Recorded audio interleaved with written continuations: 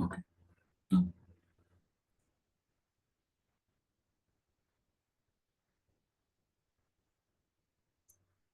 so, uh, so before jumping into the controlling, I'll tell you some of the, I'll cover it later. So we'll continue the controlling. And so actually, uh, as I told you yesterday, so some of the uh, like interdependent means if I tell you for the big data, uh, for the data engineering, so you might need this any programming language and query language, any cloud, and even you need to know this SQL as well. So even for the Hive also, uh, uh,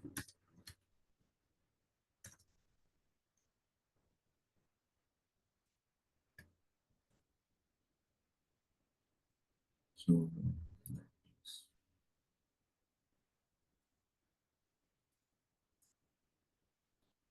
so even if you want to know the Hive, um, for the Hive also, some of the components in the Hadoop ecosystem, like you need to know, those are interdependent. Like we'll discuss it Manideep, can tomorrow. you check the audio from your end because it's not clear that much? Audio. Okay. Headset is important.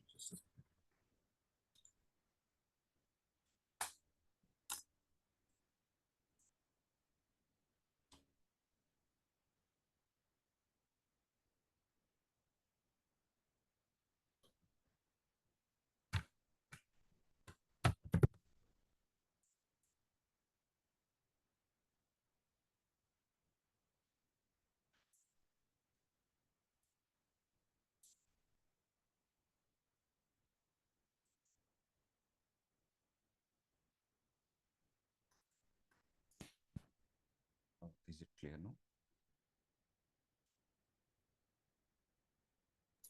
Yeah, it's clear now, much better. Yeah. Okay. So I was saying like, uh, so for the data engineering role, these are all are interdependent. Means uh, so like uh, like to understand the entire data engineering, we need to understand at least the ETL flow and any programming language, because if I tell you like this uh,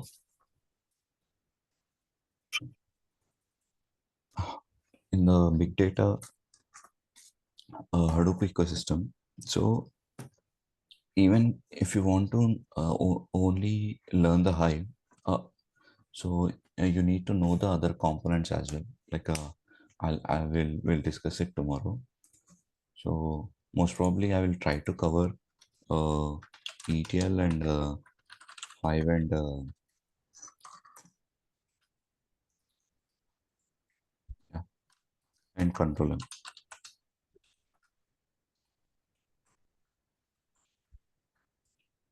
So but yeah, even with the part with the Hive, even I will try to cover some of the big data topics. So that would be helpful. Uh, so we'll continue with the uh, yesterday's session. So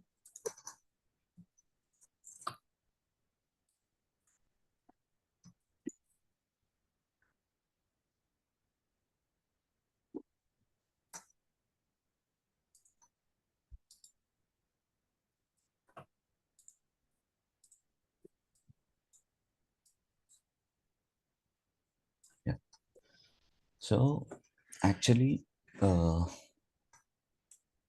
I tried it yesterday in this portal. So even so, the interface is the older version compared to right now. So this is as it is.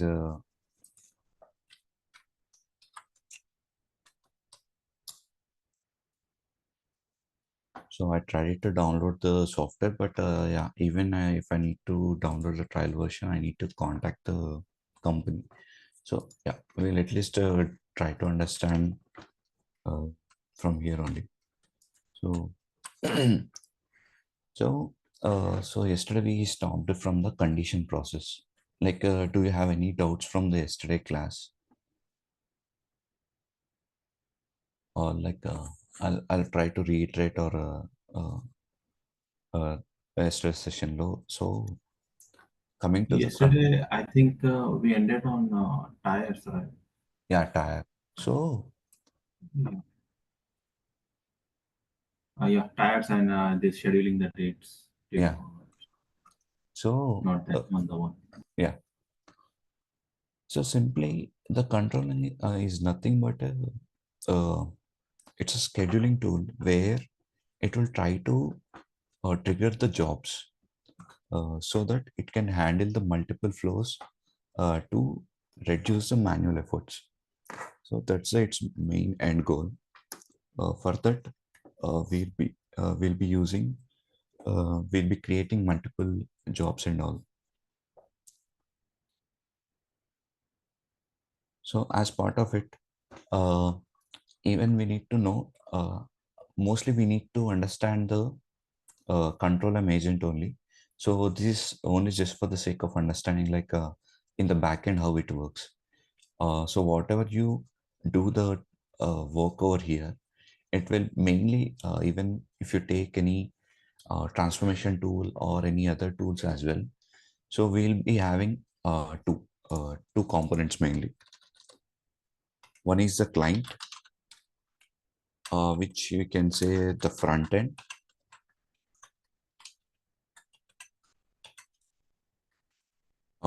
which is the UI interface. Means whatever you are working, you can see it directly. And one is the server. The execution will happen here.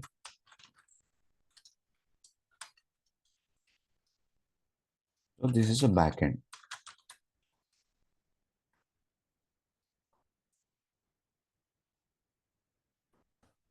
So as part of it, like in the ControlM agent only, whatever we are working, we will do it. Mostly, uh, like we will create some of the jobs. How we do it by giving the information like uh, what is the exact details we needed. Like so for that, for example, you by using this ControlM, you can trigger the various types. Let's take uh, I want to trigger one bat file, or maybe if you're aware of the uh, Unix shell scripting. So, for example, I can take the Unix shell scripting path and I will paste it over here. And uh, in which server, like for example, Unix also will be having multiple servers. So which server we need to run, we can mention it here. And who is execution, like so which user, for example, not in terms of only individual user, or we can say like uh, we have some service users as well, like if you're aware of the in a Unix we have one concept called super user. Means he has a admin permissions, so they can execute each and everything. So like that, are we mentioning any kind of specific user? We can mention it over here in the owner, and uh, in specific date, like uh, in which date I want to run it. So I can mention it over here. So by giving this dates and all, for example, a company will give you one document. Let's say I will take. Uh, so if you're working in IT, you will be working with a team. IT team, who will you work with? Um, you will be working with project manager who will handle entire project. And next, scrum master. Yeah, even I forgot. You need to know this.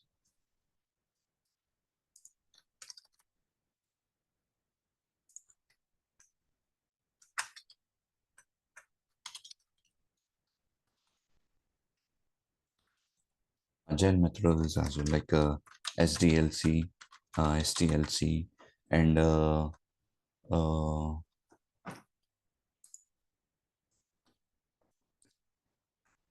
or kind of a work we handle and all. Here we'll learn data where uh, housing concepts and all,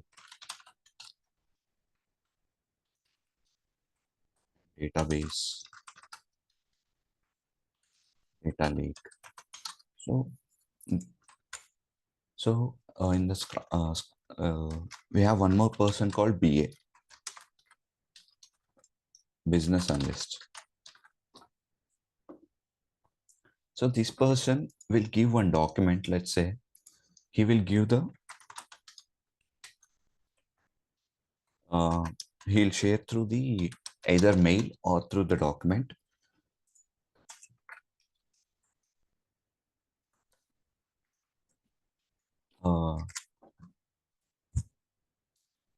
Uh, he will give the ControlM name,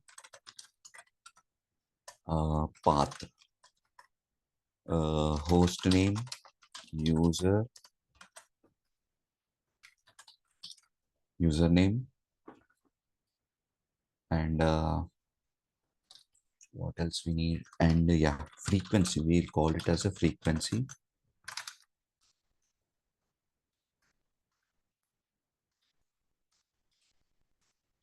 So let's say in our project we used, for example, I told you about the environments, right? So I'm working on the uh, development environment. Even in that also I have multiple folders, D1, D2, D3, D4. So D1 underscore uh, CBP underscore MKT Pine underscore, let's take Facebook data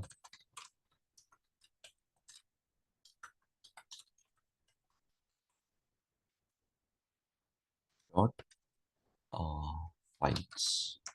So he will give you enter this one, or else even they will mention the path as well.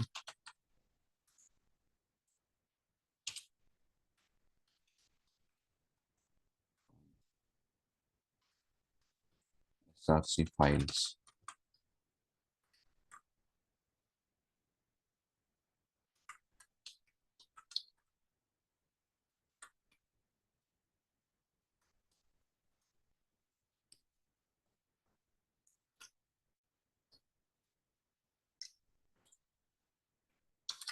You need file name as well. File name. So all this information they will provide. You just need to create.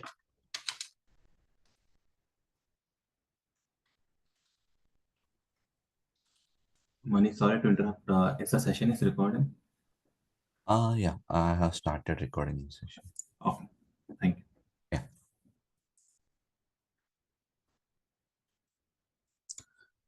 So for example, your team is working, maybe your integration team.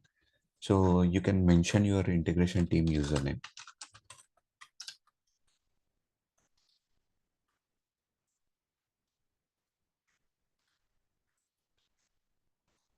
And it is monthly. So they will provide all this information in via mail or through any document. Based on this, we need to give the information, like whether it is to example, let's say it has to be run every first, second, third, or specific dates or specific days. So we can mention it over here.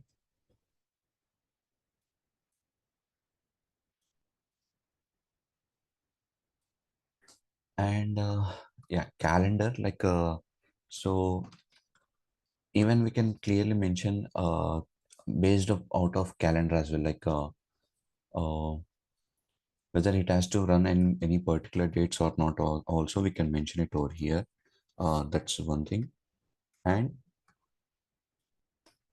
any particular complex dates means only uh, in particular working day we need to run, so we can mention it. uh, we can calculate the date wise and we can mention it over here.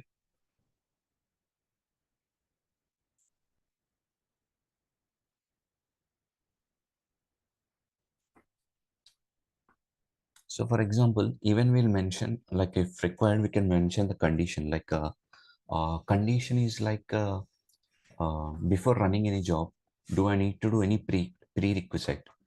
Prerequisite means it's a kind of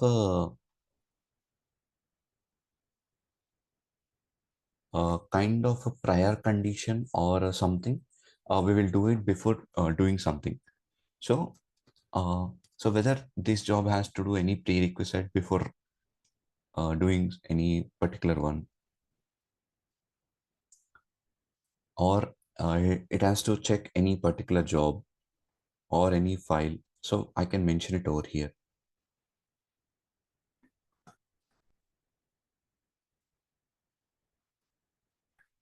Yeah, normally this is a condition process.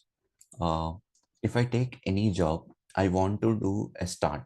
If I do it, if job is okay, like all the prerequisites is completed, uh, and it will start. If it is okay, it will start. It will not okay, it will fail it. Even if it is failing, we can have a one notification. So majorly, like in the businesses, we'll be having the notification.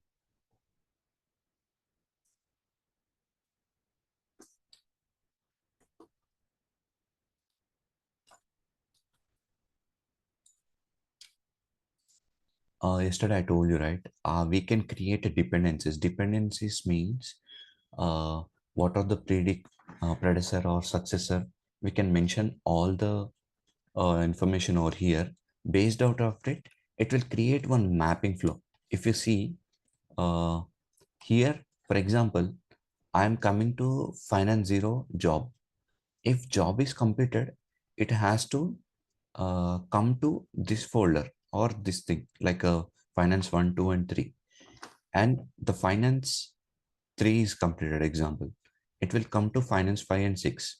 So likewise, for many jobs we can have a conditions based off of it. We can create a dependencies.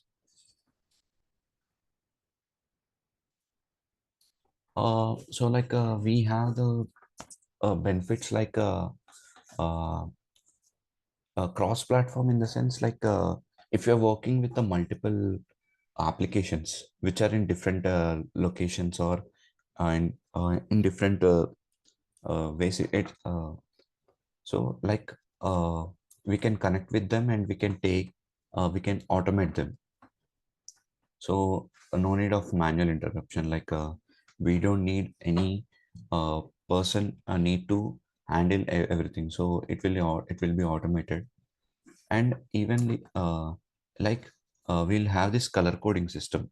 So color coding system, I'll tell you, mostly uh, majorly we'll have this color coding system.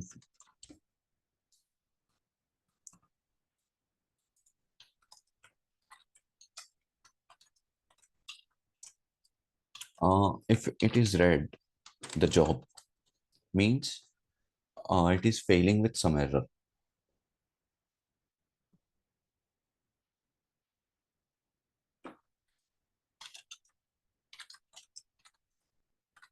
So in that case, you need to go to the log and you need to see it. I'll show you how we can do it.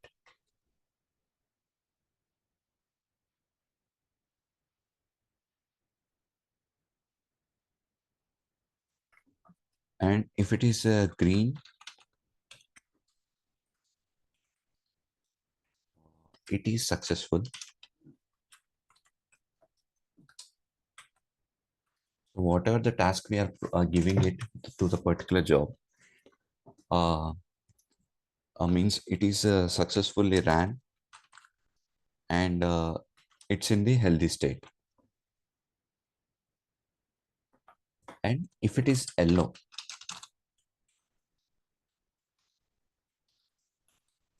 means it will say like it has a warning, means it can run, but it might fail, or it might, some of the components, some of the task might not will complete fully. So it will give the warning, or it will indicate the pending status. So in that case, like uh, it might uh, encounter any issue, or we need some of the attention to see whether uh, we gave all the details correctly or not. We have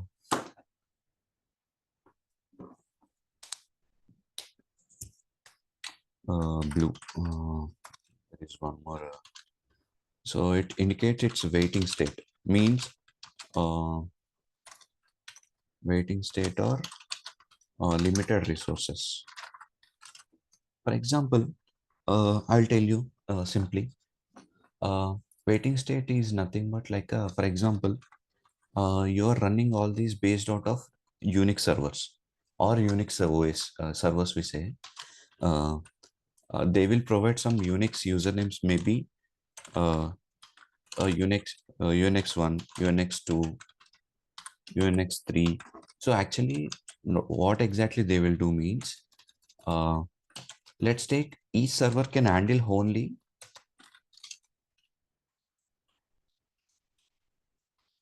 they will provide some limitations because server might fail.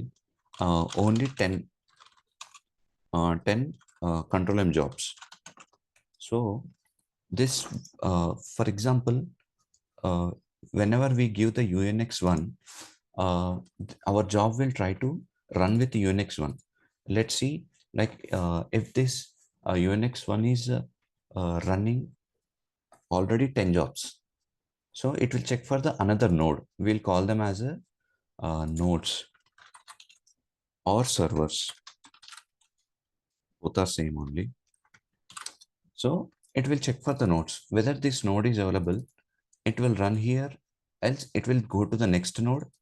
Okay, this server is also busy. Like, uh, let's say, in simpler terms, let's take your laptop. Your laptop can handle only one Chrome browser, uh, just sake of understanding. In that, it can maybe it can handle only three Chrome browsers. In that also, it can handle only 10 tabs. So if I open one Chrome browser, I can see already 10 tabs are filled. So what I do, I'll open one more Chrome browser. In that also 10 tabs already filled. So once this is completed, your laptop might become slow, or it might not work. So it's same way, even this Unix also, in the backend, it has some of the physical servers it has. So it also has some limitations. So whenever you are checking for, if you are indicating this blue one, means uh, you are in the waiting state because of these nodes are not available, or we have some limited resources. So that's the indication. Even then, there is one more one called pink one also. It's waiting for the host, uh, because uh, for example, we'll be having, uh, for example, if you are in production, they will, company or the business team will say, you need to run from the tomorrow onwards. They will just mention clearly, from the tomorrow, maybe from the 12 a.m. you need to run. So before that, you don't need to run this job. So what we'll do, we'll keep it on hold until unless they will give the sign up for the releasing this job. So it will be in the pink. So because of that, it will be on the waiting host. I'll show it here exactly. So whatever details we are discussing, I will show it today in the control M. Okay. So if you see, I can see the red. Um, Red means like it is failing. Means we need to go to the log and we need to see the log where exactly it is failing. And I can see in the green. Means it is successfully running. And I can see the yellow. Yellow means it's some of the warning or pending status. And I can see the gray color. Gray color means it's in the idle state. Means job is not running. Okay. So these are some of the color codings. Like by simply seeing these colors, you can understand whether job is running or failing and all.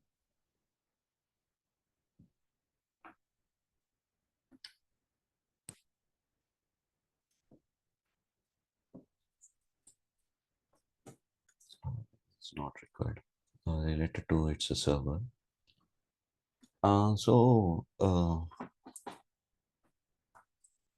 Result control is something which will be handled internally by the job. Like it will capture the output and it will check whether this particular distribution or it's happening properly or not. So cyclic job means today it ran. So tomorrow also, whether it is running in the same time or day after tomorrow, it will do some of the monitoring over there, whether the same job, how many times it is running, uh, and as per the cyclic, it is happening or not. Why it might fail? Maybe because of this limited resources, or some of the host may uh, keep it on hold, or might be some pending states. Sorry, maybe some of the warnings.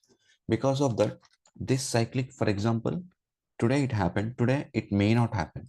So that way it will check on frequently. Based on this, it will give some alerts.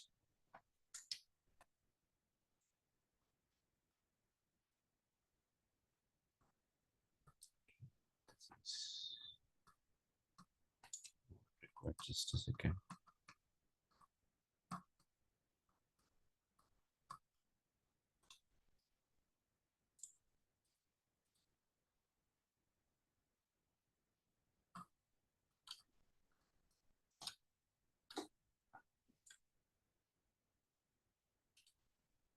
Mhm.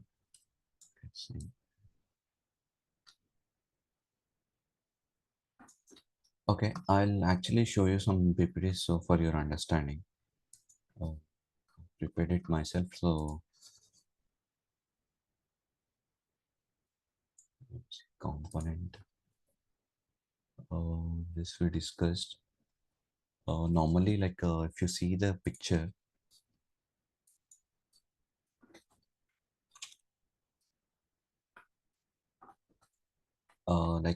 we are the clients, we work here, but whatever we do, it will go through this agent. Like there are some layers over here, so it will check whether we are the user particular to this particular control M. Uh, there is some DB for this, and it will uh, again connect to the control M server and uh, like uh, okay, these are one more agents. So majorly these are distributed among between agents actually. Uh, we discussed about control M architecture, right? So these are some of the modules we have internally. Mostly we work here. So these are the here and here.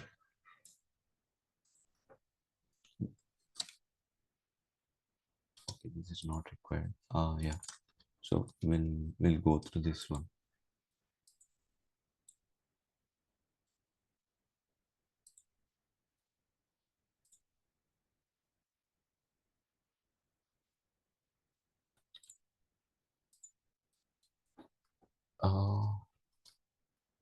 So actually, right now the current control M, it's exactly looks like this. So yesterday I shown you, right? So we have this planning module, monitoring module, and history and forecast and tools. So majorly we work on these two sections only. One is the planning module and the monitoring module. uh, Planning module where you will create all the jobs and you will order them. Order means it will keep in idle state, or it will keep uh, in there itself until unless you will order it. Whenever you order it, it will come to the monitoring window from where we can run the jobs, or it will run automatically according to the given schedule. So if you click on this folders, it will open this workflows, or it will show multiple folders and all. Like let's say you have maybe for the production or for the quality assurance, you have created five folders. It will show it here. And once you open this, if there are any jobs, you can see it here. If it is not, it will be empty, like you will see nothing. You need to create by yourself. For example, uh, here from you can take any folder, you can create one folder. On that folder you can create any dummy job or OS job or bad job. This is a check-in okay, I told you, right? This is a check-in where whenever you're working, you need to do check-in. So for example, where this job, if I'm doing check-in for this particular job, it will be logged with our name. So it will say it will logged with the username Manideep, and we can only check out it. Until unless you do check out, this will be logged with your name. No one can run this. So whenever you do check in, you need to check out. So you can save it, or where it is. Okay.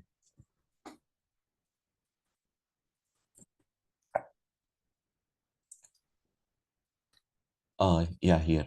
So if you have any job, you created one job. You need to provide the job name, this short description, and the script. Whatever you are running, you need to provide this file path and file name, and even this host name also. ControlM server, it will pick automatically and run as user. So you need to provide some of the information which will already provided to you, and uh, whether you can mention whether it is a manual order or it is an automated order. You can mention it here. If you see here, you have everything here itself. General one, scheduling, prerequisites, and actions.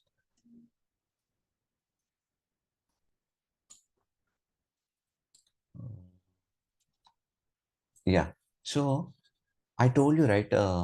In the PPT, we discussed what, who, why, and when. So you can mention it clear what it is exactly, the command or embedded script or normal script. So script is nothing but let's say this is actually a script. So if you provide the script for the this particular job, it will run it. Embedded script is nothing but you can create your own script. For example, you're working in the Linux environment. You want to do maybe uh, a such particular file, and you want to maybe your uh, this will be applicable not only for particular job. You can do run on it's a kind of generic one, means it's a common one. You can even apply for the other jobs as well. So this embedded script will be useful for the uh, making the generic or common commands. Yeah. So like if you right click on this particular job, you can have the one small menu where you can see all the properties like uh, what is the name and what is the scheduling time, prerequisites, everything. And you can order it from here. What is meant by order? Order is nothing but uh, so in the planning window, you will be having uh, you'll just creating the job and you will just placing over there until unless you make an order, it will it will sit in that planning window only. Whenever you are ordering means you are saying to the control, right? It is ready for the ready for the running, or you can ready for the use. So we are saying to the control, I'm ordering this job. You can uh, send this job to monitoring window so that I can run from there. So whenever you're ordering, it will check for some prerequisites and all. If whether maybe let's take you are creating one control M based out of it, it runs on one database. So it even for the database also, we will be having the host name, username, and password.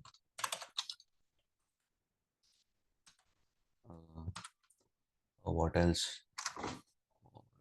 Yeah, this would be fine. Or yeah, and table name. So whether we are providing all these details properly or not, it will check it. So if everything is okay, then it will order it. So in the monitoring window, if you come to the monitoring window, you can see like this, the interface where if you click on this all jobs, you can open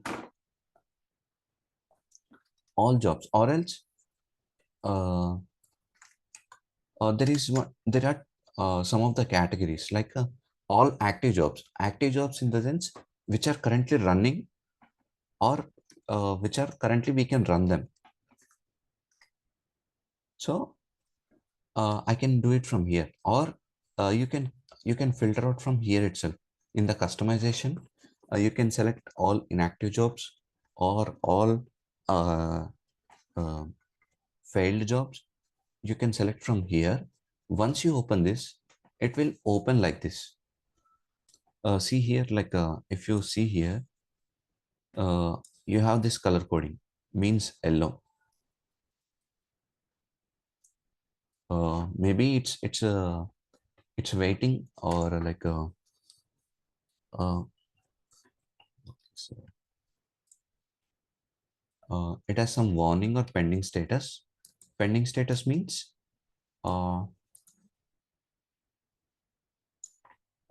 it is not running. So we click on this one, or you can run from here. You can click on the job, and here you can click on run, and you can run again. Or you can if you see, this is the for example, in our project, we are using maybe app. In that I can create one more folder. I can create jobs, so you can run it from here itself.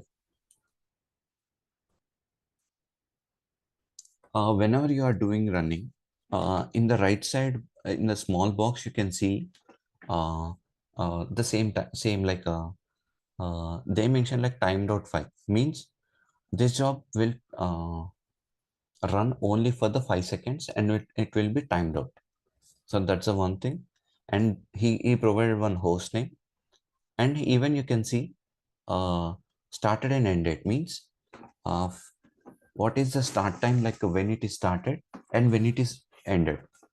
Even it will check for the status. Ended okay means uh, whenever it's run successfully, it will show us the ended okay, or else it will show us as ended not okay. I told you, right? uh, Run as user, SVC batch BKP. So mostly companies will use this term SVC, means it's a service account. So it has some every permissions like, for example, if you take your individual user, maybe I'm Manideep, in the Unix user, I may have some limitations. I may not have all the permission. I may have only read permission, not the write permission. So they will use this SVC, even it has a read permission, write permission, and execution permission. Even if you're facing any issues, it will uh, override those issues, and it will run the job. So that's why mostly they will provide this SVC user. So you can see clearly, you don't need to be get confused like what has to do where and all. So they clearly mention here itself what exactly it is, where exactly we need to do, who is running, and some of the additional information like I told you, right? So application information, sub application information, everything you can see, find it here itself. So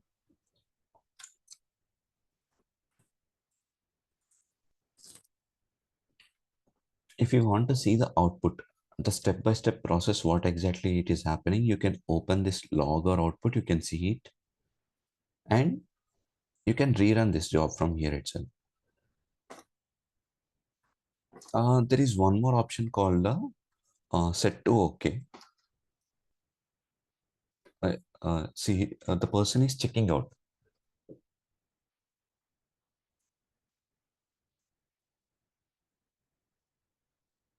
So right now, you are in read-only mode. So you need to check out to modify something.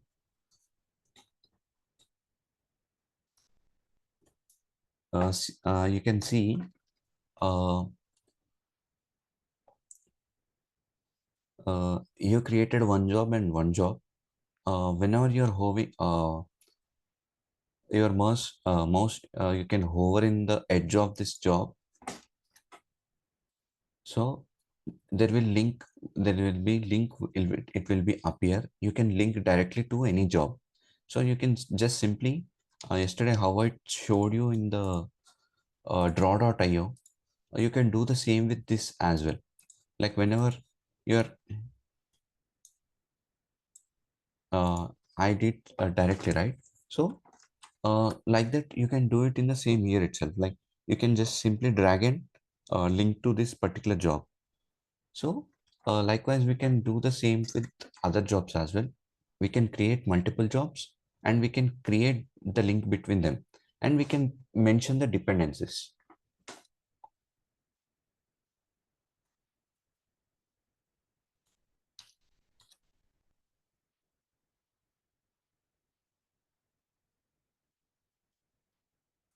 Mostly like we can see the red color which is failing, a green color which is uh, run successfully, yellow or pink, not other colors, or else gray. Gray means it's not running, it's ideal state. You can see it in gray color, right? It's not running. So majorly, like mostly if you see the pink means it's on the hold actually. Hold means let's say this job one has to run around maybe 7 o'clock. So it won't run at the 7 o'clock because it's on the hold. You can see the hold symbol, right? You can see the hold symbol, right? If you click on this one, this hold will be highlighted. So whenever this job is on hold, means it is logged. Means someone has to free it so that it can do it as usual. Like it has to run at 7 o'clock. If it is free, it will run. If it is not free, it might not run. So uh, that's one thing.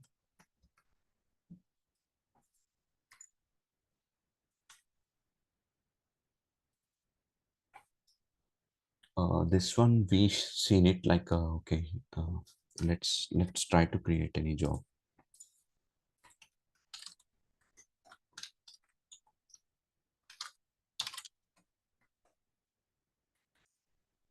The screen is very small. So you can see it here. Someone checked in. Means even though if I open this one workspace, I might not get any information or I might not edit. So you can see it, right? Actually, this is the old user interface where uh, you can see the main application. In that you have sub applications. In that you can have the controller. In that you've created your own folder, and in that you have the job. So you can see predecessors and successors. What is this for first job? What is the predecessor? There is nothing. What is the successor? My second job and my third job. For the third job, this is a predecessor. For the second job, this is a predecessor. So he provided some information. Uh, you're able to see the this font and all, right? It's a very little. Yeah, we can say. Okay, fine. So uh,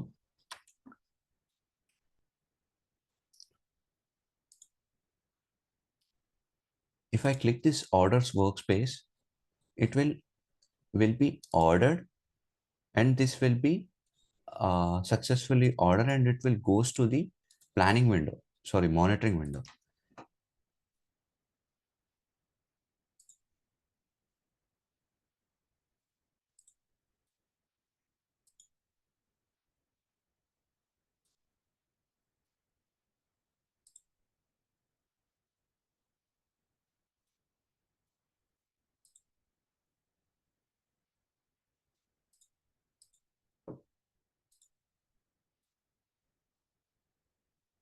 Okay.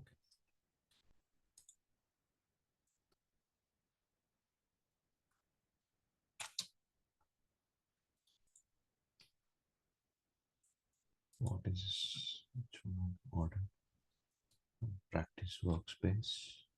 My first job.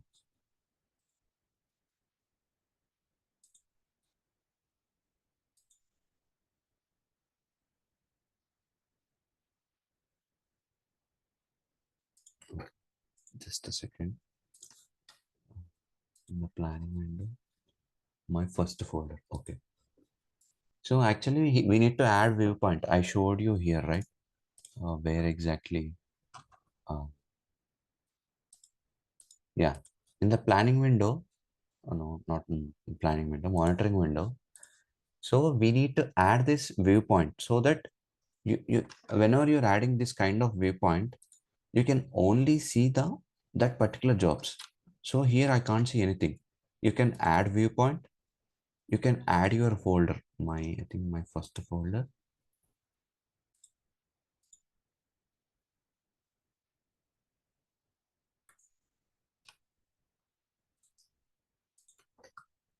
I have to go through these details.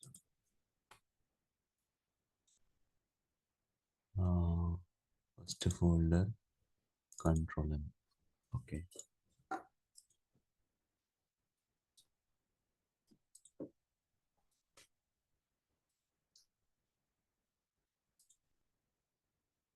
My first folder.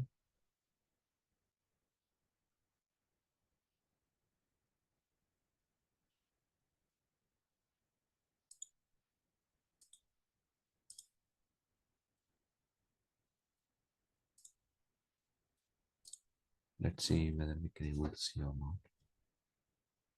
Okay. Once I'll just add only uh, the folder name. That's it. The folder name is my first folder. Open. You can able to see, right, those jobs. I just know I ordered there. I can see it here, my first job, my second job, and my third job. So here you can see it is in the log state, means it is in hold. If you click on hold, you need to you will have the just like actually this is a old interface where it is just like I told you. So in the job, you will have this hold and free. So you can release this one.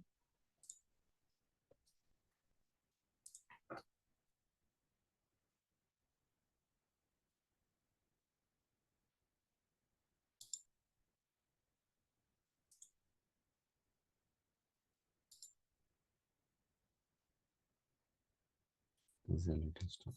So actually it's in the waiting condition because we kept it on hold.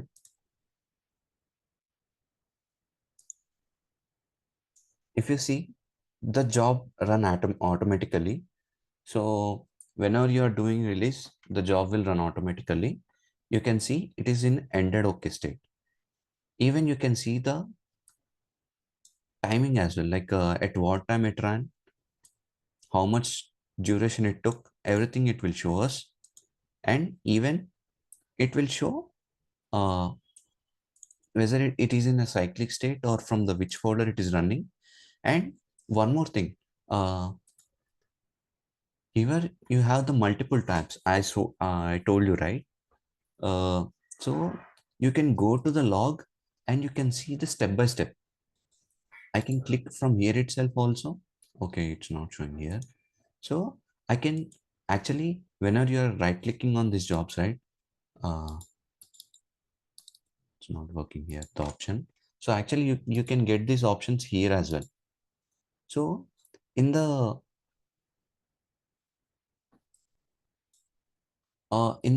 log, you can see the step by step how it ran. You can see, right? It is ordered in this particular date.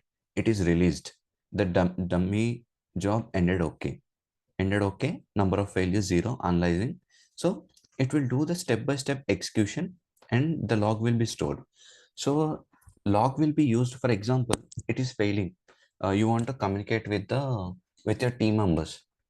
Uh, let's say my first job is failing. So you want to communicate, and you don't know uh, how to say it, like, or they need some of the proof whether it's failed or successful. So you can save this log.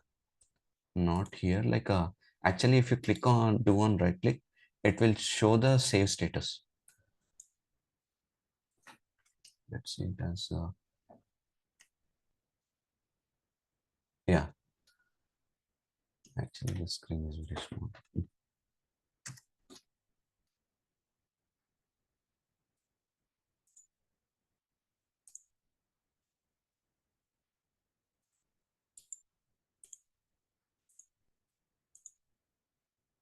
So if you see here, it has some export option. So you can export this file and you can save it in your local system, and you can save it with your team. You can see, right? There is one file is saved. If you click on this one, you can see entire thing here. You can attach in the mail. You can say this job is failing. Maybe here, not okay. So it is failing. So you can number of failure it will show. If it is failing for 1, so you can highlight this one. You can attach this to the mail, and you can inform to your team, this job is failing at this level, can you check? Else, for example, even while you are running the job also, you can see it. You can refresh this button, and it will refresh and it will show the latest log. Or you can see the statistics. Statistics means it's a kind of uh, for time. Uh,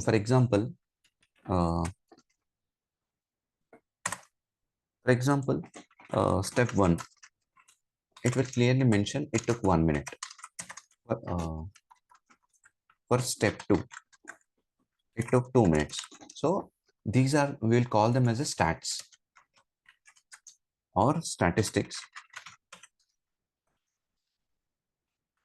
So this will be helpful for at which level it is taking time, so that we can do the performance tuning, or we can make it more so like how can I say like this will be used for the performance tuning means you can reduce the runtime.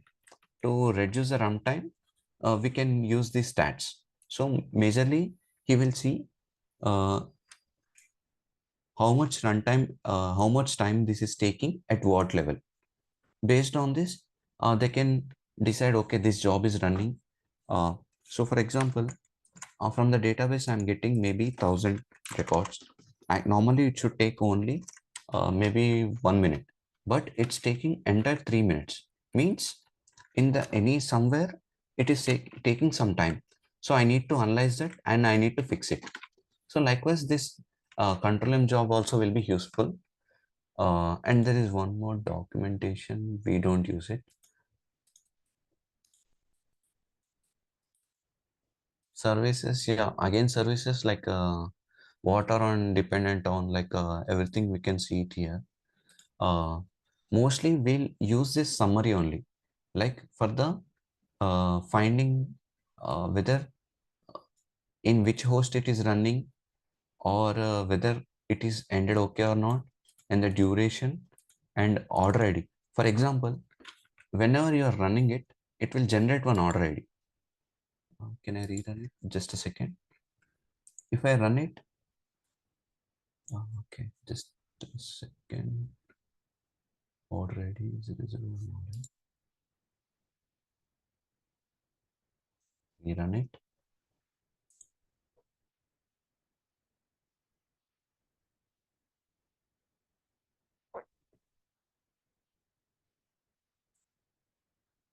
So it's in the waiting condition.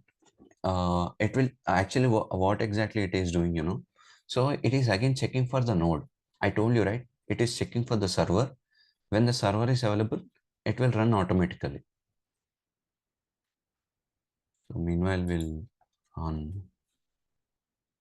So you can see, right? The order ID is uh, actually whenever you are running order, so it will change automatically. So for each run, the order will be changed. Even we need to check whether order ID is working or not. Run now.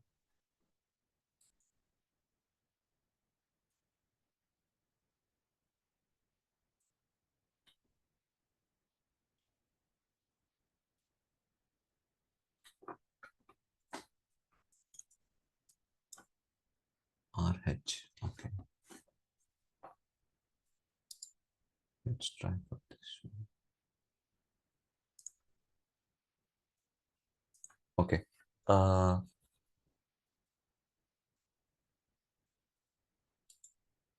okay. I have to. So whenever you are ordering this from the planning window, right? You will be generating with this order ID and order date. So you can see entire stat uh, of this. So ended okay 6 means 6 ran successfully. If something is failing, it will show ended not okay or it waiting for the user or host. So we have some yellow means it is executing actually, or means some pending state. I told you, right? So while it is running, it will show it in the yellow. So this is actually a monitoring window where uh, uh, you can edit from here itself. If you want to edit some, you say my first job name, right? You want to edit something information, even you can edit from here or from the planning window as well. Only some of the information, not entirely. Uh, Maybe my underscore FIR JOB. So you can see, right? It is running one command ls-la. Save it.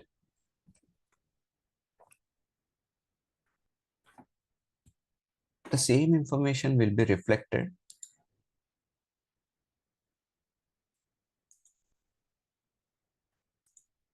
over here also in the planning window.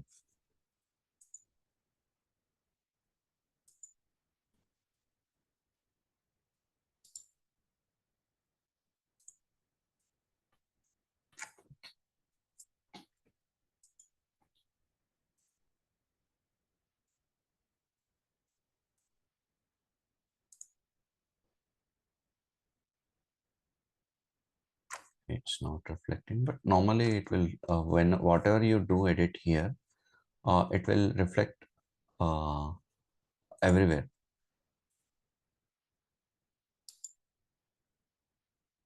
So uh, normally this planning window, as I told you, so here we can create multiple workspaces, or we can have the notes, or we can even export these jobs in the XML format and we can share with the team. So uh, they can import these jobs again. We can do like that also, and you can see in the different modes, or hierarchy, or in the list mode also, like this. I shown it here, right? It is showing here in the hierarchy, or in the list we can see, or in the map version. Map version, like this it will show. This is a map version. This is a hierarchy, and this is a list version. Means it will show it in the list mode. So this will be helpful for the uh, uh, you can see all the details clearly here, who created and what is a parent folder, everything. So if you're seeing in the hierarchy mode, it might not be possible.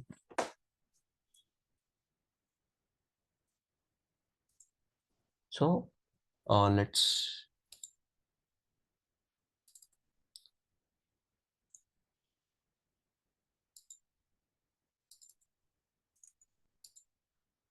uh, just a second.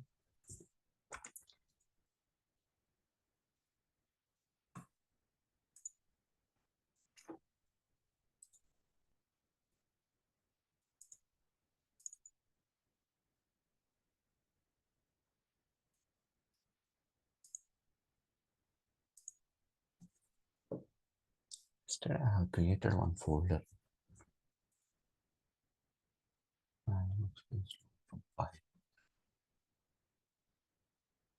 Okay.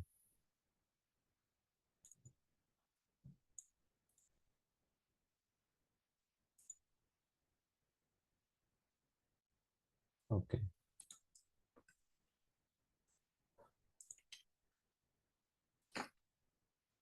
Created one workspace, but okay.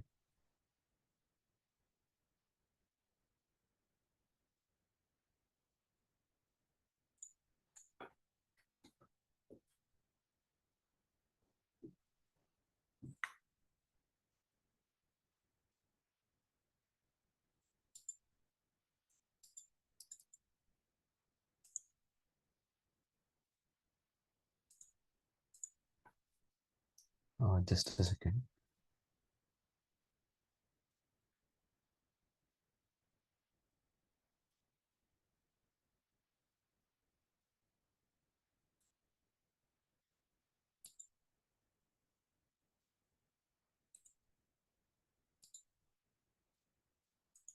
Actually, here they have created a till the folder. Here we can add our own job. Uh,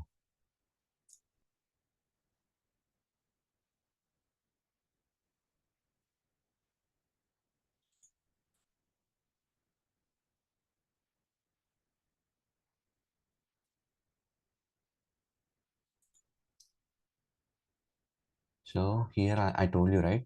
Uh, so uh, so the interface, or whatever you're seeing, so it might be different, but the functionality wise, whatever I'm showing, it's similar to this only. So here you can see, right, in the starting, I shown you like you can create your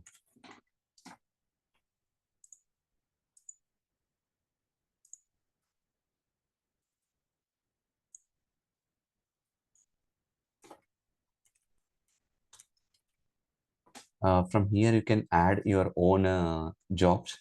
So here also we can do the same.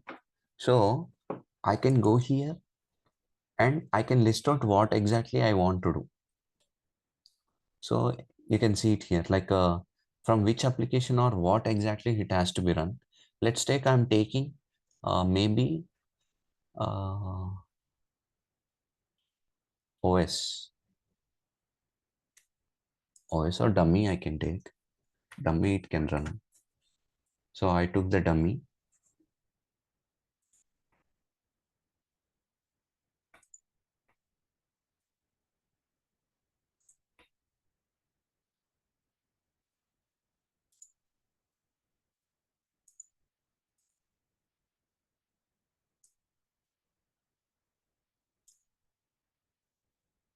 I created one dummy file. So this is actually a dummy job. So where I can give all the information, like let's say this has to, I can create I can give the name over here or what exactly this is just a dummy job, and from which application actually if you're working in like in your company, right? So by default they will be having this application names created by the admin team. So we need to select appropriate one. For example, and you can do the scheduling. So whether this job has to run every day or in specific dates. In specific dates, in that case, you need to select particular dates. What I selected 1, 2, 3 means it will only run in specific dates. It's only run in January 1 to 3, or else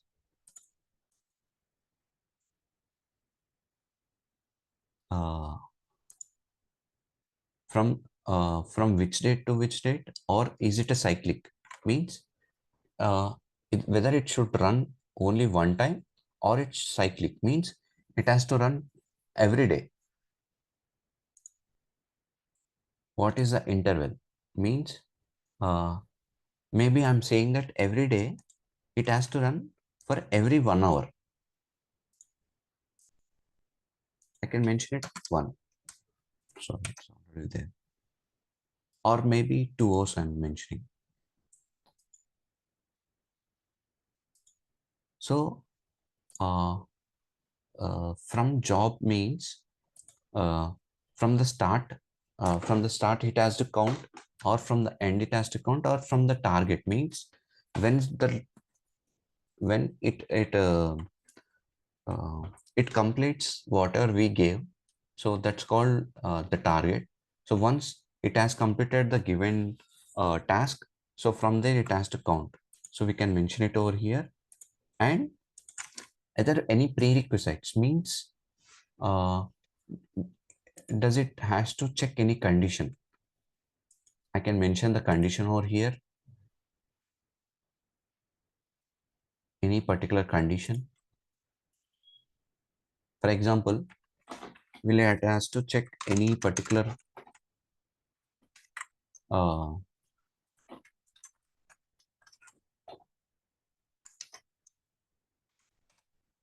any particular condition over here,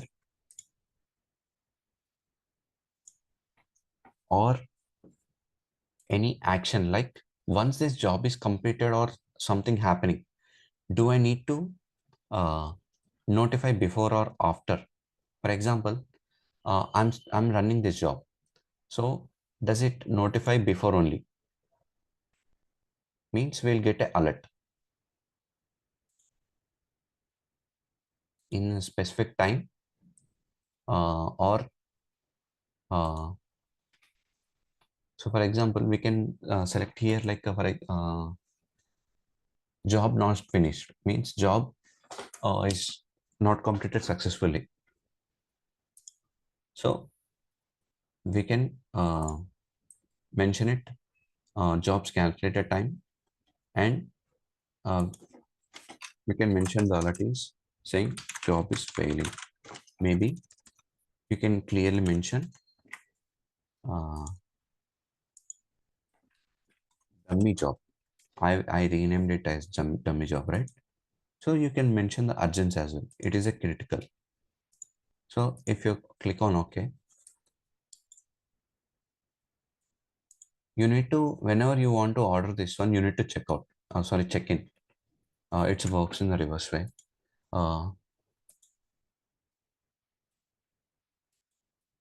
Check in, check in.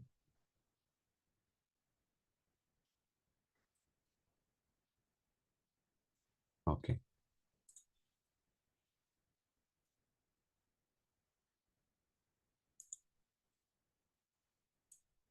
Missing required fields. I missed some of the required fields. So we need to see what are the required fields we missed, and we need to fill it.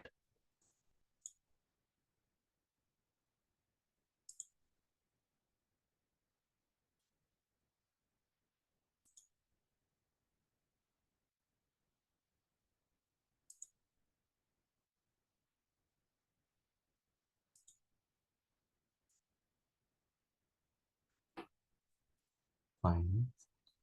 Save it. Workspace save it. So what are the changes you are doing? You are saving to this workspace. And if you click on validate, it will check whether these are valid or not.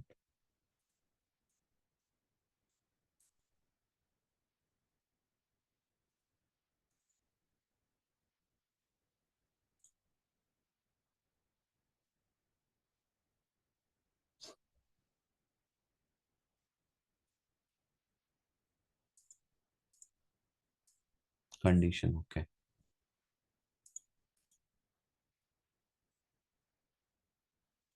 So I missed one condition. Um,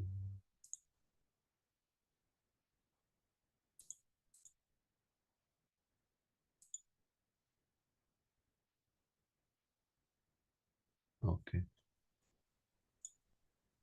In the prerequisite, the name session showing warning, right?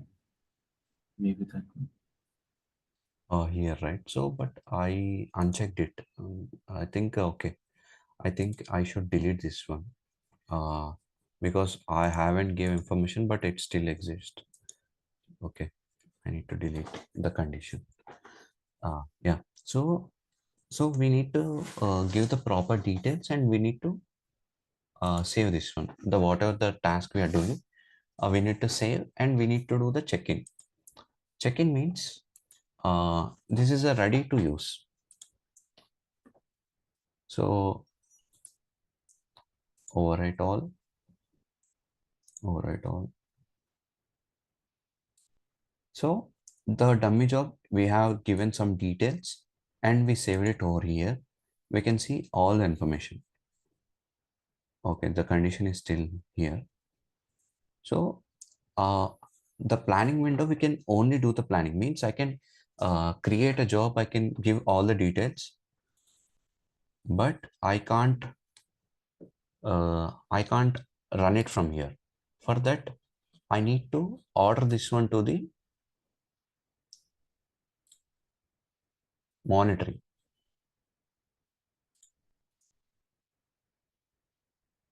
Order successful. Which one here is in control and housekeeping and functional.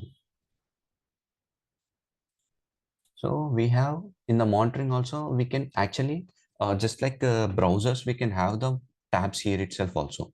I created one waypoint for older version, right? Like for other jobs, I can create one more waypoint. Add waypoint.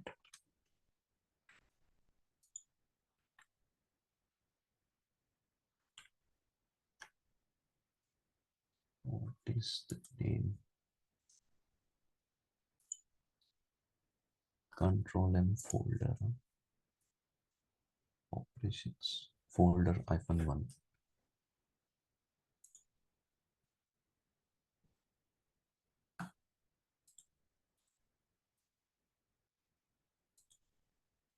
-1. Okay. So you need a specific job. You can give all the information detailedly here, or you will you need all the jobs. You can just give the folder name and application name. It will give fetch the jobs accordingly. So you can see our dummy job is in the monitoring window, means we can run it from here, but still it is in the hold, means we can, even though we run it, it will not run. So before that we need to release it.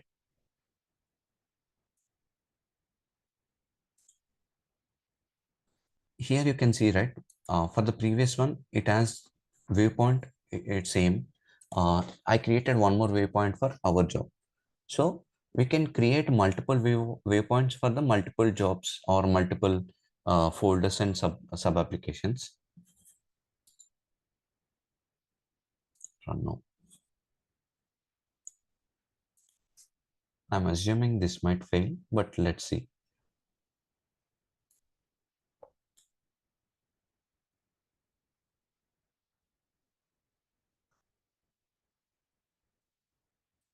So set OK is nothing but, for example, uh, serially, like you are running 5 jobs. Out of that, the second job is failing. Just for the sake of running other jobs, the third job will check the second job, right? So if it is a second job in the fail state, the third job will not run. That's why what exactly we'll do, you will make it as set as OK. For example, let's take uh, job 1, uh, job 2, and job 3. So I told you yesterday, right? So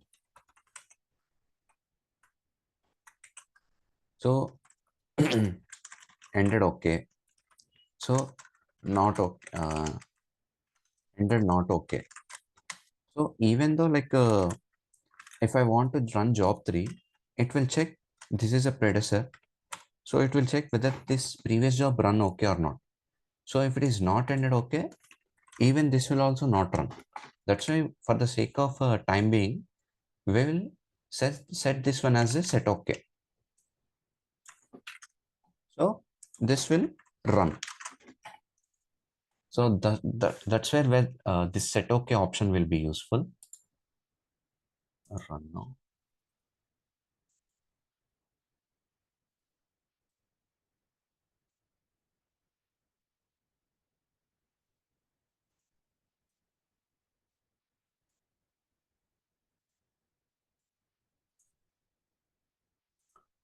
So I gave only few information. That's why this is not running.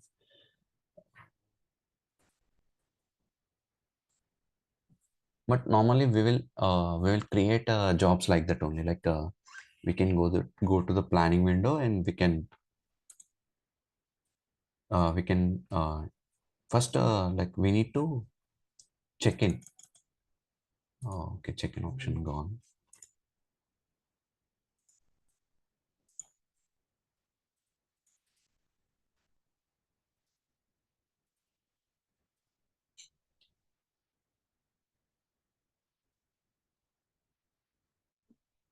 Yeah. So we need to check in, and we can do the edit over here. Or you can we have multiple options. You can copy another job from other.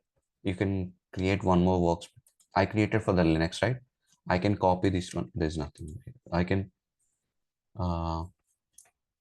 practice workspace. Example, I have jobs over here.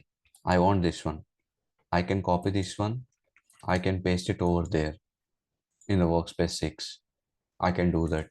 So we have multiple options in ControlM. Like so majorly this will be useful. Like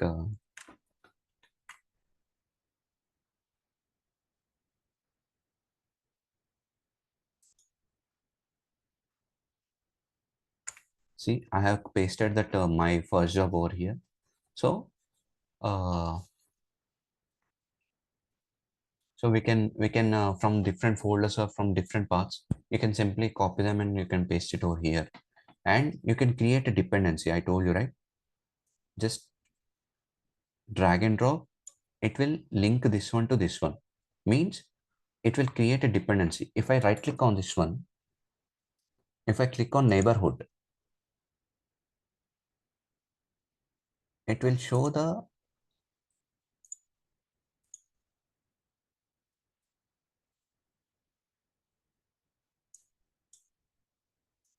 it will show dummy job is a first job, and this my first, let's rename it as my second job.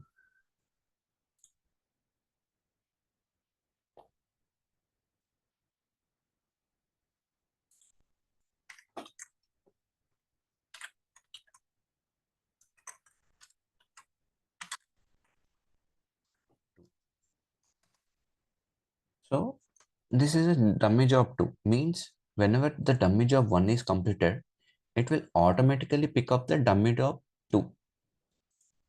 Oh, okay.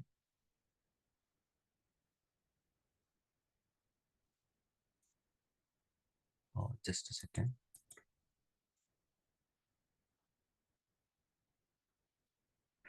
Command runs. Okay.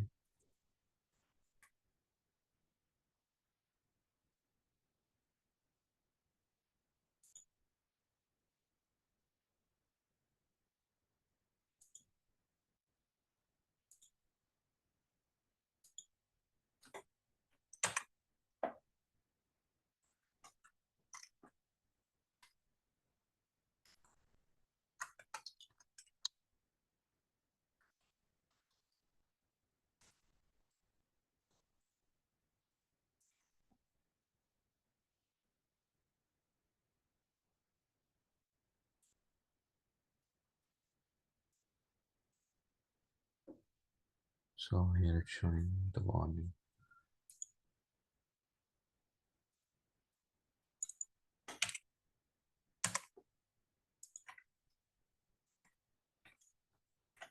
Fine. So I'll create this.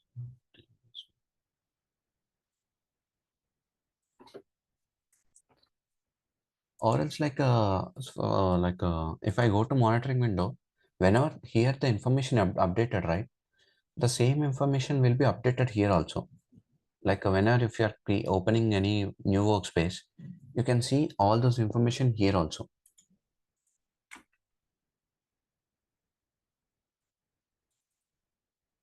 Okay, the waypoint already created. So whenever you are creating one more waypoint, it will create, it will show the updated jobs as well.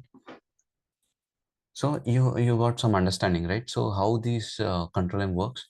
So basically, we will create one folder, like for the application, we'll create a sub application. For that application also, we'll create folder. In that, we'll mention the jobs, and you can plan it over here, like creating everything from here, and you can audit it from here, and you can run it from the monitoring window. So everything we will do to automate the running of this. For example, I only took maybe job 3. In real time scenario, so there are around job 100. So you can't go back and run each individual by manually, right? That's why we are using this kind of ControlM or some scheduling tool to automate this everything. So for example, in the somewhere middle, job 50 is something dependent with the job 100. So we can't go back and we can't uh, run manually, or we can't check it, right? So that's why we will do it automate, so that whenever there is something happens or failure or something, we can go back and we can check the entire flow. Meanwhile, it will run automatically. It will do the operation whatever it is, it has to work. So for the as part of it, uh, this application can create any, you can see it, right? It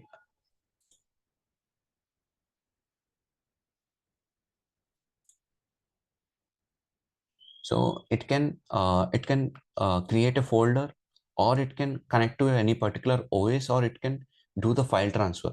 File transfer in the sense, let's take, uh, you have some environment in different place. I'm working in different environment. I don't know your details. By giving you the one host name and the port number and the password and username, I can connect with you. and I can do the file transfer. This will be possible to the in the Unix we call something as a SFTP. So this is a file transfer protocol we'll use. You can go back and today check in the homework what is the SFTP one. So or it can connect to a databases and it can I'll show you. They will provide where it is.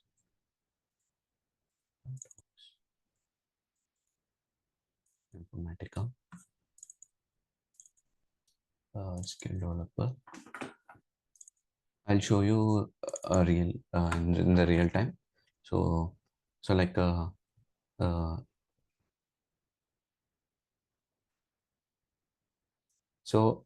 this is a Oracle SQL developer database. In that we'll be having this host name, password, and username. They will use those information over here to connect to the database. Or else, if you see, you know the SAP application, right? You can connect to the SAP application or for the Hadoop or for the cloud AWS or web services. We have multiple applications. If I take the database one,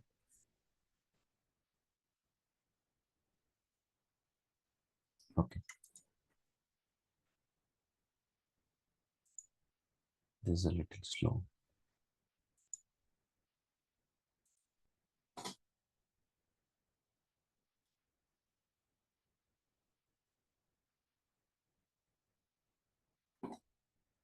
Okay, so database. So here you can see, right, the host name, uh, the uh, the schema, what is the stored procedure, and we need to give all these details. From where we will get it? Either it will be given by the a BA, or else as you are from IT team, you need to find out by yourself where exactly the details are there. For example, I'm connecting to this HR schema where I'm having all the employee details. For example, I'm working on the employee details. I need to know just a second. Uh,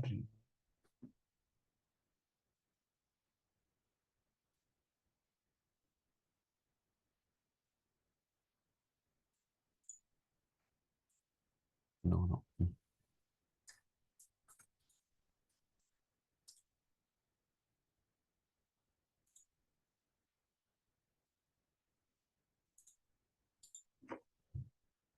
So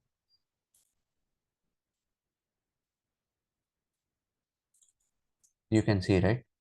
The HR name, this is a username, this is a password, this is a host name, this is a port number, this is a service name. So we need to give all these details to connect to that particular database over here. And once we are connected, even it will ask for the schema name. Schema name is nothing but the table name. So what is a table name? This is a employee.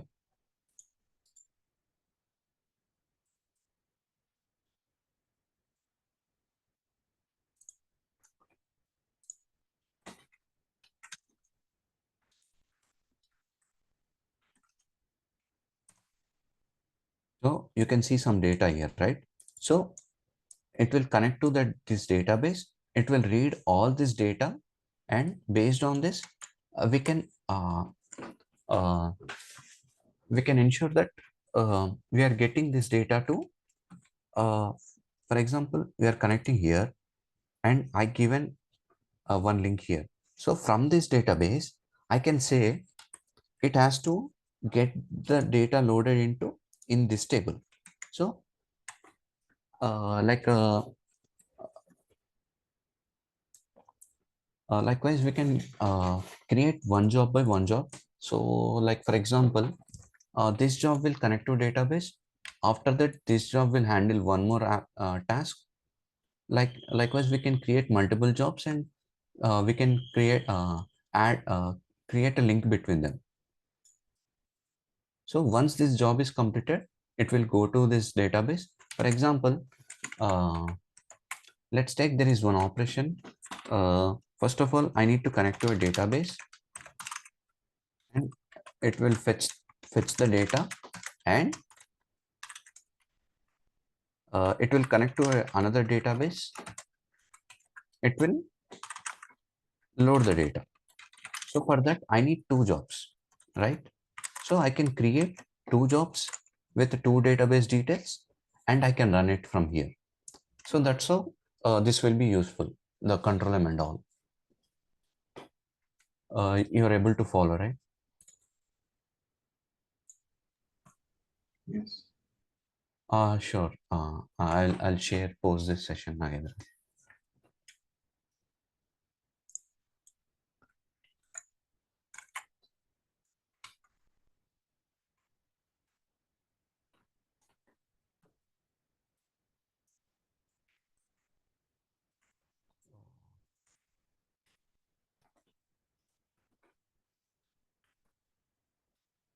So actually, this is the latest version, but I can't able to download.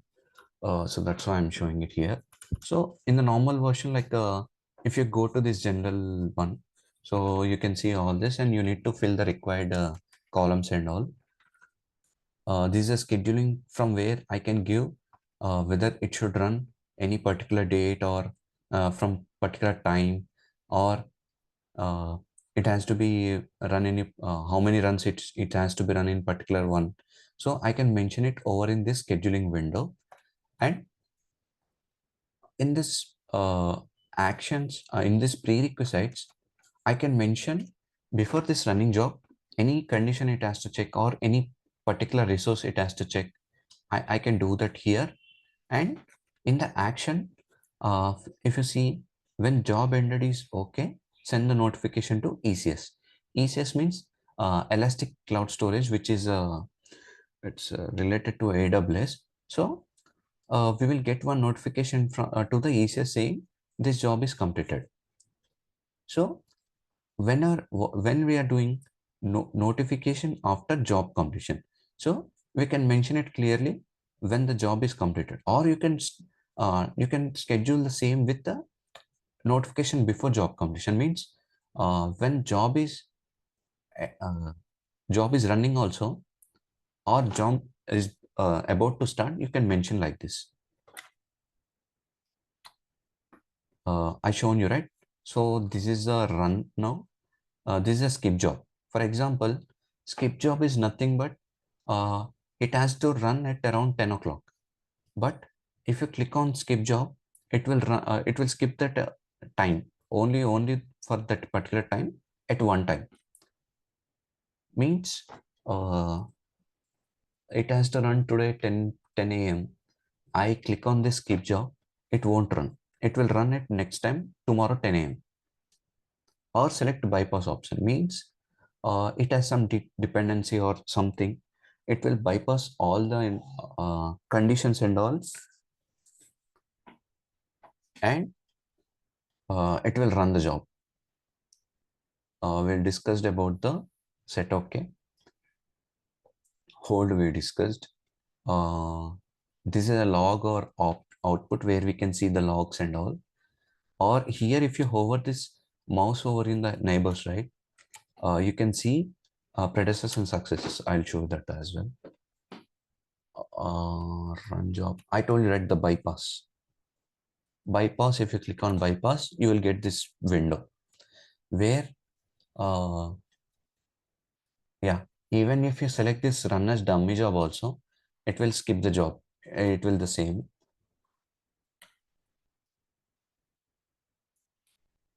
Yeah, I told you the neighbors, right? So if you click on the neighbors, you can see predecessor or successor. So for this particular job, the valid order is a predecessor successor. Means after this,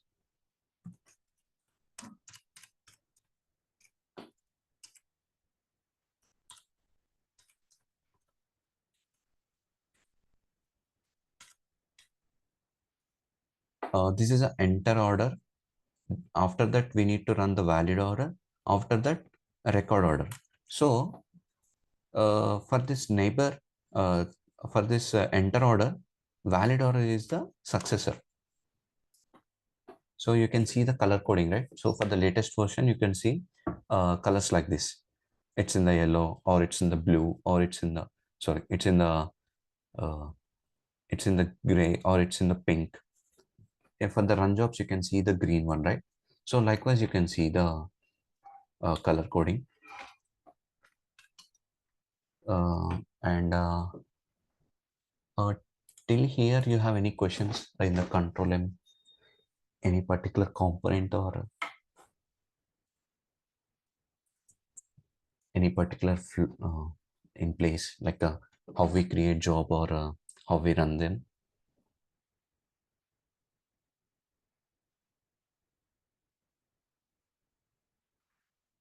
Okay, fine.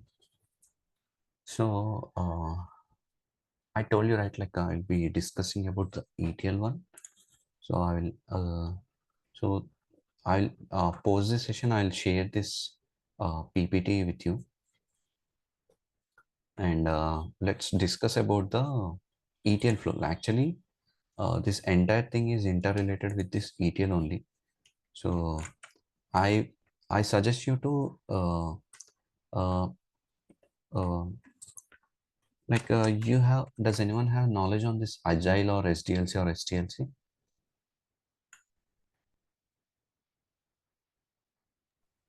No. Okay, so like at least you should have the minimum understanding for this agile method and ETL and the SQL. These are the three important topics if you're working in any data related role, either it may be the data engineer or data analyst or data scientist, or even though for the business analyst. So these are some important one: SQL, ETL, and this agile methodology. So I suggest you to learn this. So coming to ETL part,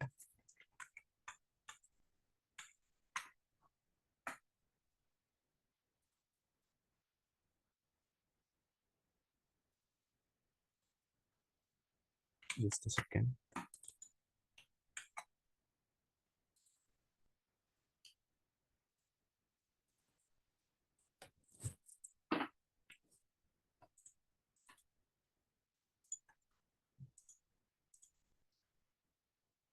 Okay.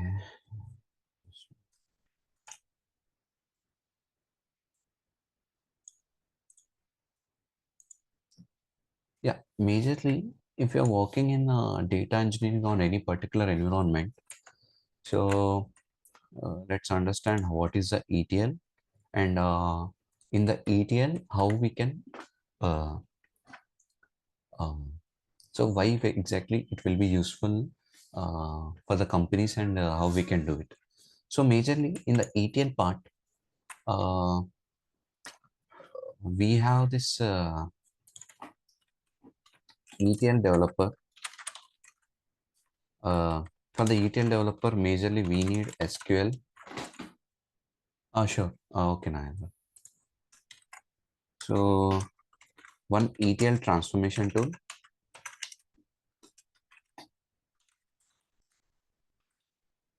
and maybe you need some Unix also.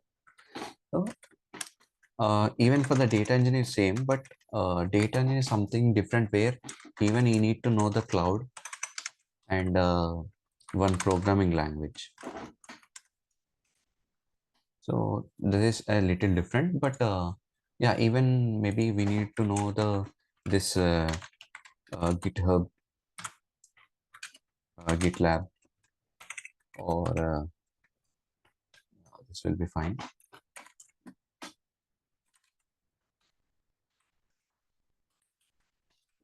So for now, I'll give you the information on ETL. ETL, as yesterday I told you, right? ETL stands for the extraction, transformation, and loading. Means if I say in simpler terms, we will extract the data from multiple sources. The source might be database or flat file or any application, and we will transform as per the business requirement, and we will load into the target. So this will be helpful for the business to analyze or to take based on this analysis. You can take the decision how the business can be grown, or we can create a dashboards, or we can create a reports, or it can be this data can be given to other teams as well, like a data scientist, or for other roles as well. They dependent on some of the information. So this is the ETL part. As part of it, we might require uh, we we uh, we might be connecting with multiple databases. If you are getting into IT, right, you need to know some of the terminologies or some of the basic names and all. So these are some of the databases. It comes under the structured database. What is a structured database? Structured database is nothing but a simply clearly defined one. Means, for example, if I take Oracle or MS SQL, it's a Microsoft SQL Server, MySQL Server, or these are some of the database. Let's take the Oracle. If I'm connecting here, I can see the data clearly, right, in the rows and columns. I can see the information clearly. I can read it and I can understand easily. Means it's clearly defined. If you see employee ID, I have all the employee IDs in the column section, or I can have the employee all the details in the row section. So it is clearly defined somewhere. So if you see here, the horizontal one, we call it as a row or record. The vertical one, we called it as a column or field. So by this, you can clearly understand. And one more thing, wherever you are working, in whatever position you are working, we might only uh, deal with the three data types. One is the number, either it may be a int or float or a negative number or whatever it may be, or it may be a text. Text means it's include all, like special characters, small, capital, numbers, everything, and the date format, dates. So date formats we'll deal with. So this is a structured database and the data type, or unstructured also will follow the same data type. So let's consider this is structured database. Where it is. So from unstructured also we might get the data. From flat files also we might get the data. So what are the unstructured databases? NoSQL, MongoDB, Cassandra. So these all comes under the unstructured. What are the unstructured? Means it might not be easy to understand and search the information. So for example, even this data might be, even it can store the audio, video, or social media postings as well.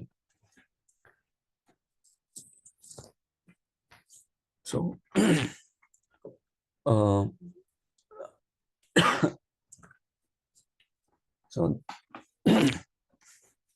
this might even it store the audio, video, social media, or the sensor data, or every data will be stored here in the unstructured database. And we have one more type called a semi-structured data. So you have the unstructured structured data. It can be stored in these databases. Means it can be clearly understandable. And there is one more data which is unstructured. Means you can listen to the audio, but it will be stored in one different format in these databases. This is also one kind of database.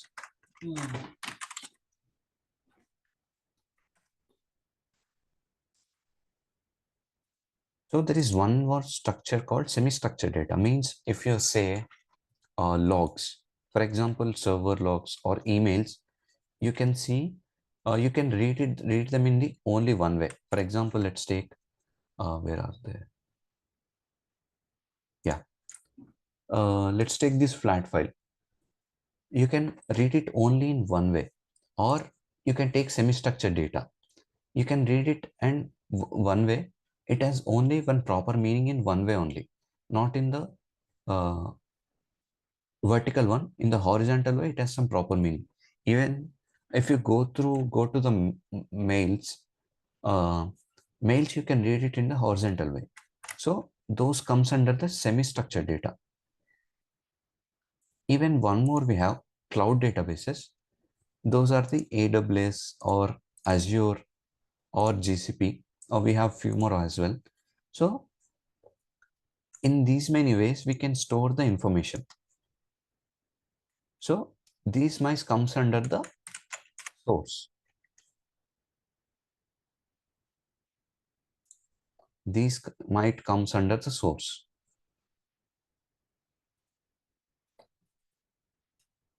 So from the source, what exactly we are doing, we'll getting into one particular place. We'll call it as a ODS.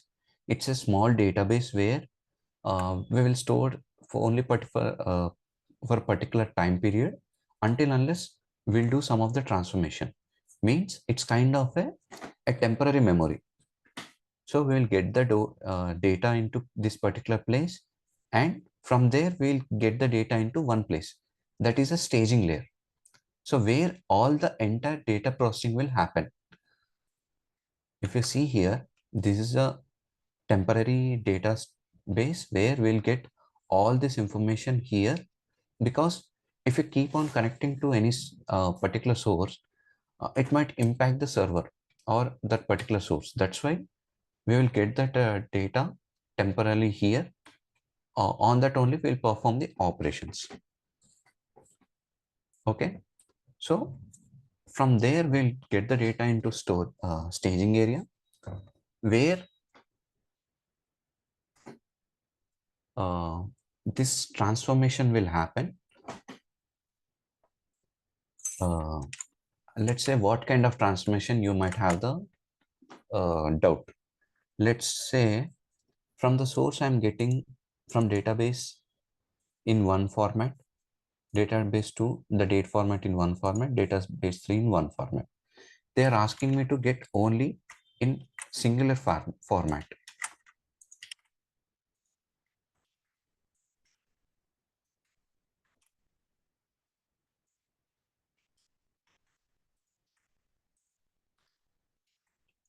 This is the format they want. This is a target one. So whenever you are having this data in this only in a single format, it will be easy for them to do the analysis. So they will get the information in one particular data warehouse. What is data warehouse? Data warehouse is a database where we will store all the historical and current data. Means uh, historical data in terms of might be 5 to 10 years of data it will store, and on this data only we will perform this. Where I store that information?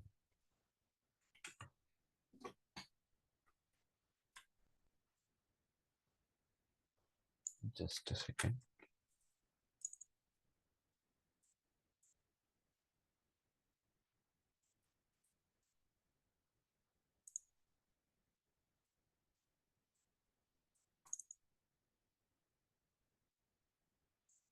Okay. I might store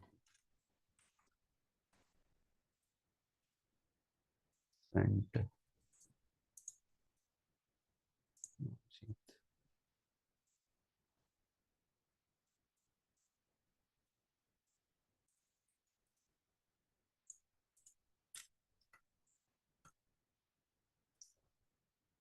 yeah. This will be.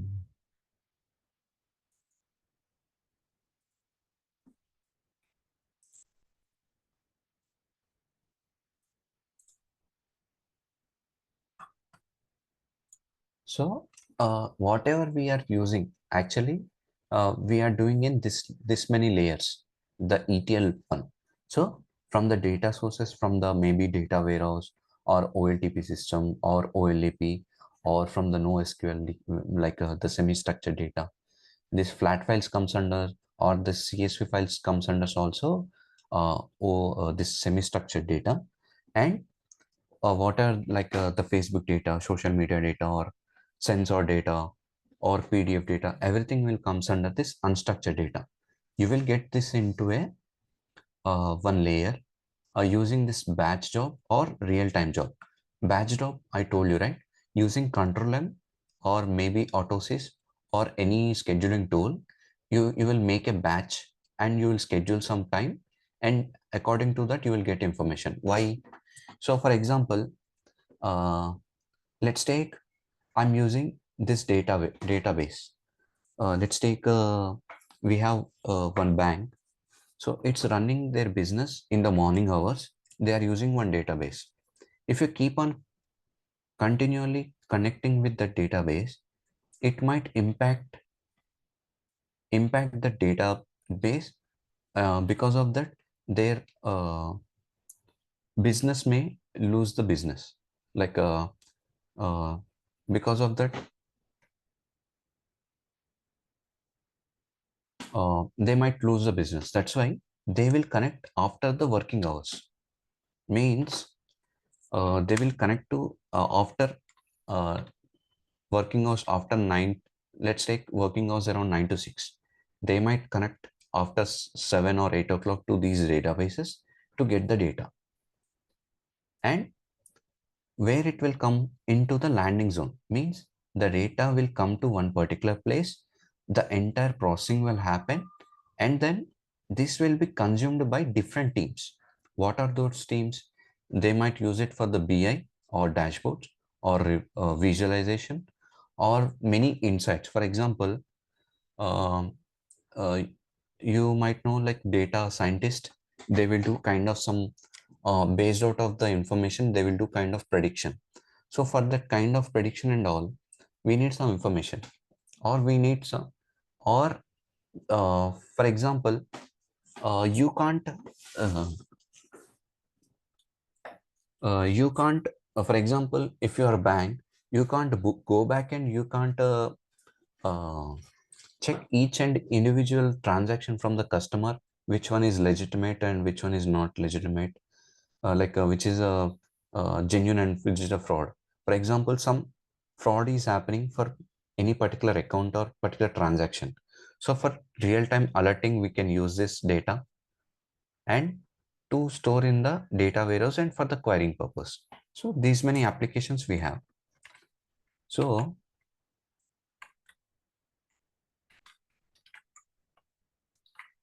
where are we? So data mart is nothing but a subset. Means out of this information, let's take, I got all the information into a data warehouse. From where, let's say I have the HR information. I only want HR information to be stored one place. I can use these data marts. Let's take, I have finance information. I can store here. Means I can create one subset of this data warehouse and I can create data marts. This will be useful for the uh, store the information of specific teams so that I can reduce the runtime. For example, this entire data warehouse is taking around 100 TB. Maybe for the querying or getting the data, I'm getting time, I'm spending time around 1 hour. So if I'm creating any data mart only for the digital team, it can only consume 25 GB of storage. Because of that, I can increase the runtime. It is for the 20 minutes. So likewise, I can do the same with the other teams as well. So that's how we will create this entire ETL flow where from the multiple sources, I can get the data according to the customer need. And on the top of it, I can create a reports and it can be used by the end users. Till here, you're able to follow, right?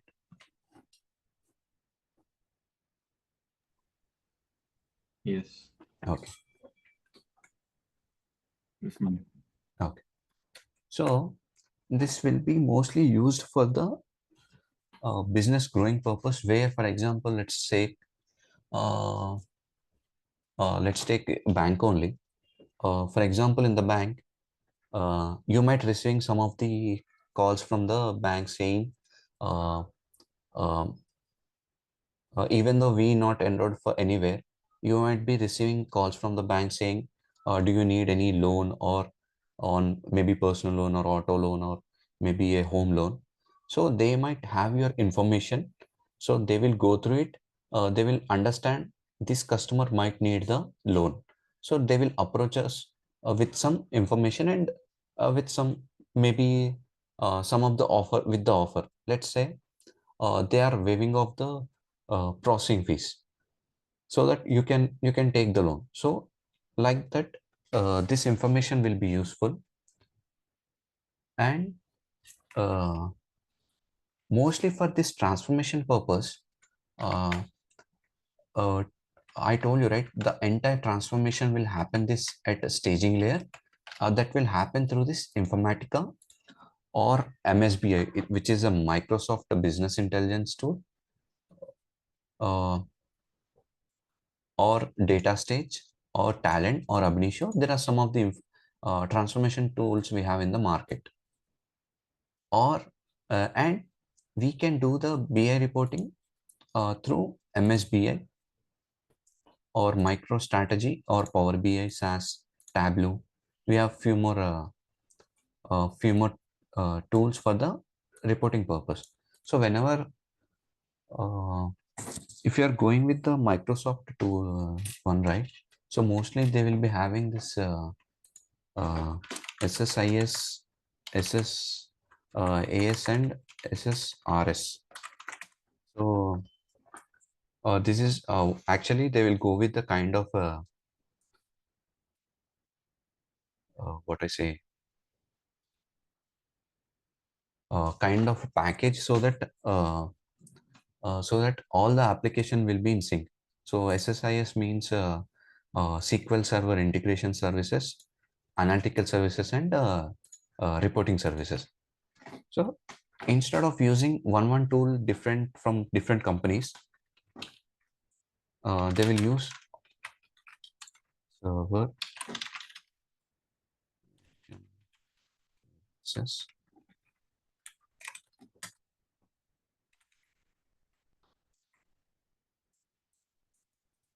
Okay, I already wrote here. Okay,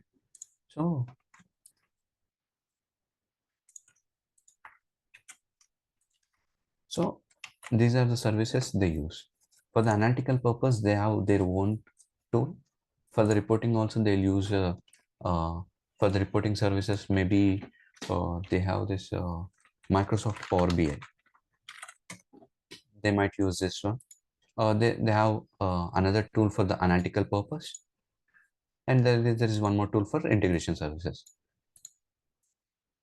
So as per the company flexibility, they use these tools. For example, almost all the companies, around 90%, will use this Informatica, because uh,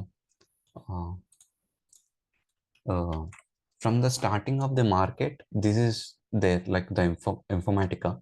They came first into the market. That's why they had captured almost all the customers, all the businesses. So most of the companies might use this Informatica. This is simple to use, and most of the companies either use this Power BI or Tableau mostly. So where are we?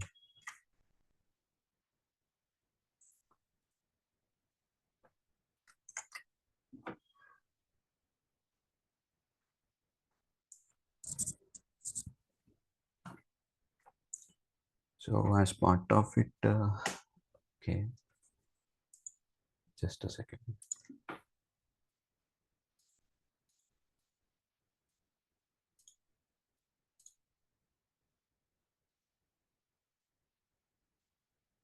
Okay, yeah. So, so whatever you are doing, this comes under the ETL one. Even we have one more technique called the ELT. ELT in terms of we will do extraction, we will load the data, we will do the transformation. So there are two different ETL and ELT. For the regular data flows, we use this one with a small data or maybe a medium one. This is for the big data. For the larger data sets, we might use this one. We might use the big data here. So here in this case, we will use this data lakes. You go back and today you can check for the data lakes and ELT process and CI/CD. So this is your homework today.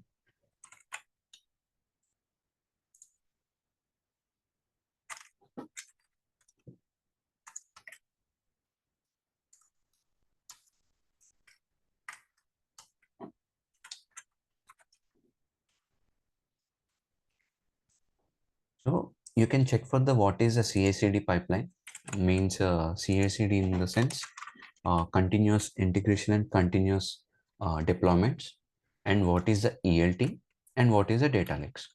Actually, this data lakes part of the ELT only, so you can check for that. Okay, so there are a lot of things we need to learn.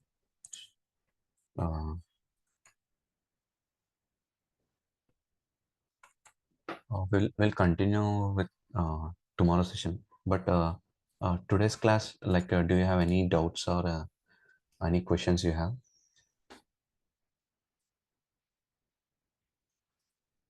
Or you need any clarifications on any part? So most probably I'll try to cover ControlM. It's a small topic. You don't need that much of time on that, but I suggest you to at least go through this ETL, Agile, and SQL part. Apart from that, at least you need to have the basic understanding. So Hive, I will tell you from tomorrow. I'll start with the Hive. Uh, on top of it, like the I will add other components as well in the big data. So you will get information on the big picture. Okay.